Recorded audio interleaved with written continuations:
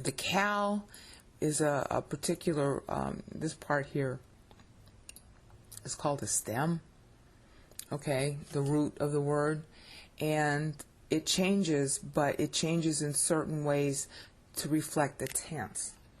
And here, that tense is the cal, and the cal means the tense of existence, you know, reality. They usually call it reality. It's not all that it is. Okay? So, here literally means I was, and it literally means I will be.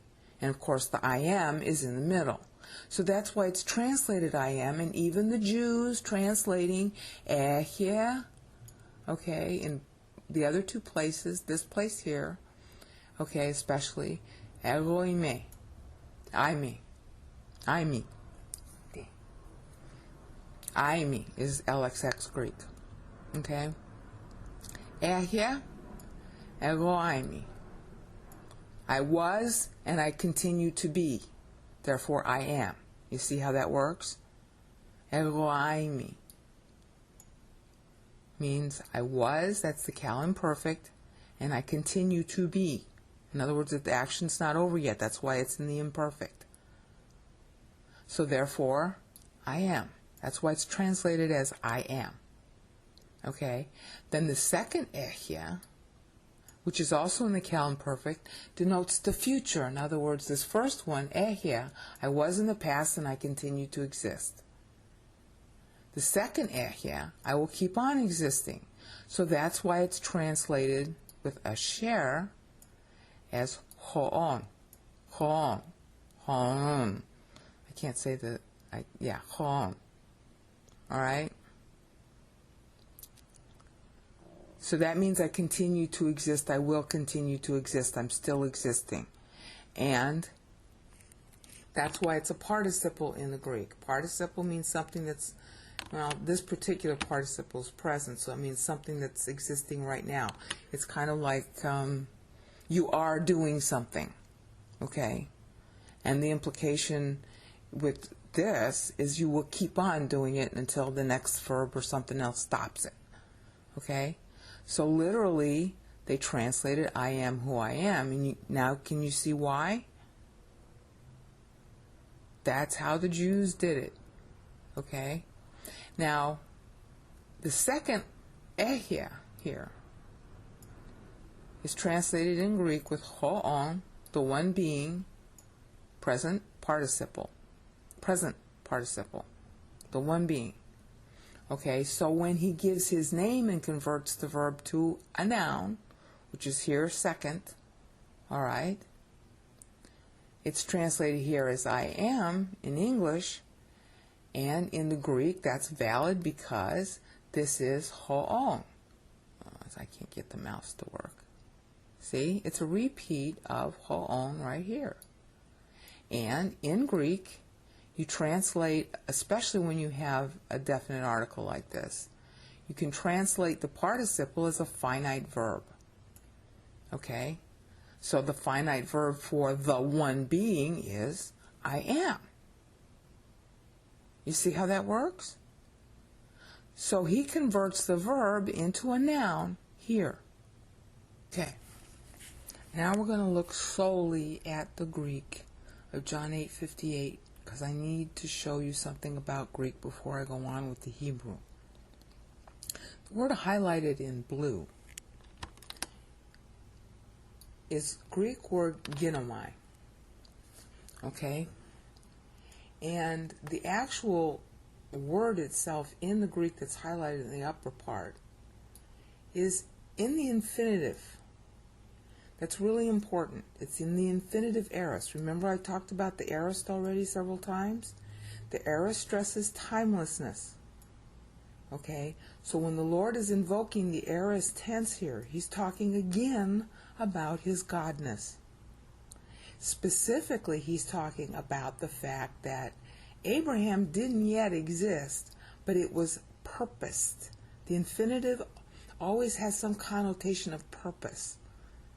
A to-be-ness that hasn't happened yet or is happening, or the purpose of it happening. Alright? And that's pretty much true in every language. And, you know, in the Greek it has a lot of extra force. So to say an infinitive aorist means that this action was purposed before it actually came to pass. That's not always, but that's the meaning in the context here. All right, and the reason we know that is due to this word πριν right here. It means before. Okay? See, before that. Πριν is how you pronounce it. Okay? So literally, the Greek says, πριν, before, Abraham, that's how you transliterate it in Greek, Abraham, geneste, was purposed to exist. That's how you ought to translate it. And it's not badly translated in the translations you see, but it's clearer, more clearly translated if you say was purposed to exist. Because this is geneste, which is genomai. Here's the actual vocabulary form. Geneste is the actual word in the text, which is in the infinitive aorist middle. Genomai is a deponent verb. Okay, I'm not going to explain deponent.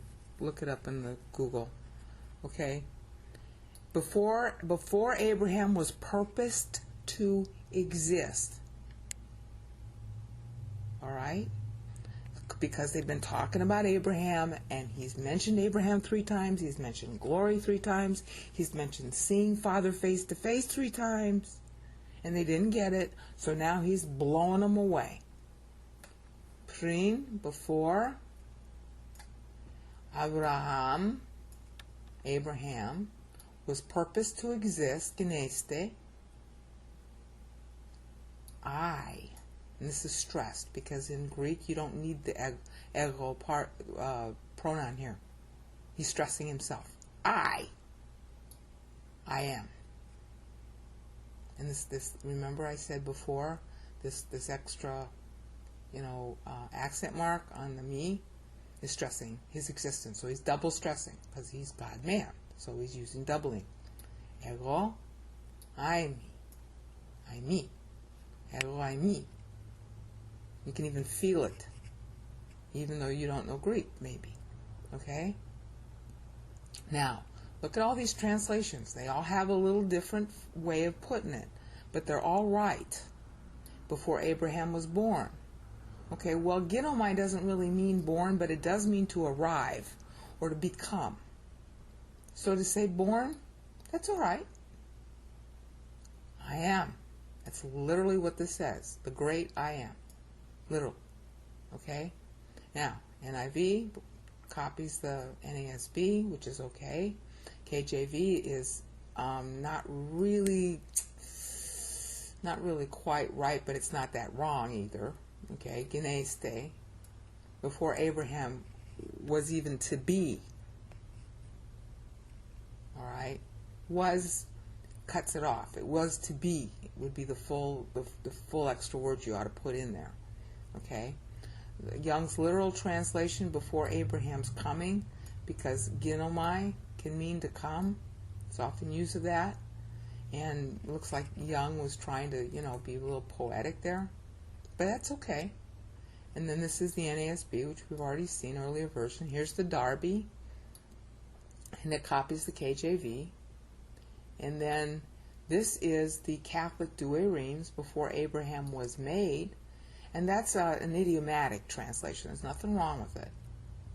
Okay, but you see, all these meanings are in here. Geneste. You can say he was made because, this is an infinitive. He was purposed to be. Made by God. In God's head, God said, this guy's going to exist. All right? So there is no way, whether you knew that he was quoting Exodus 3:14 or not, okay, there's no way you can say that he's not claiming to be God. Before Abraham was born, I am. I am. You see that?